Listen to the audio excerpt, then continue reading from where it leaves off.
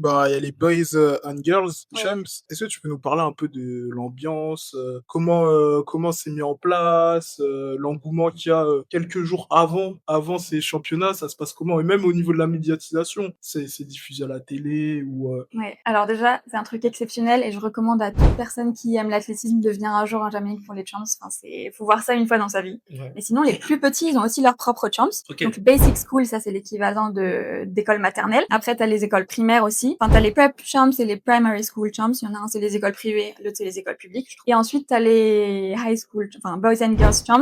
Eux, c'est ceux qui sont vraiment médiatisés et pour lesquels les athlètes s'entraînent tous les jours. Le mois qui précède, c'est vraiment une institution. Enfin, c'est unique au monde. Ça n'existe nulle part ailleurs, en tout cas pas au niveau junior, quoi. Je dirais pas un stade complet, mais le vendredi, enfin ça dure 5 jours, du mardi au samedi, et le vendredi et le samedi, les 2 derniers jours, il y a quand même vraiment beaucoup de monde au stade, même des gens qui sont pas forcément fans d'athlètes, mais ils viennent supporter leur ancienne école. Télévisé en direct, toutes les épreuves, du matin au soir, du mardi au samedi, sur TVJ, qui est la chaîne publique, c'est un France 3, quoi, ou un France 2 plutôt. Donc les jeunes de 12 ans à 19 ans sont à la télé en direct. La une de tous les journaux pendant cette semaine-là, c'est lié aux champs.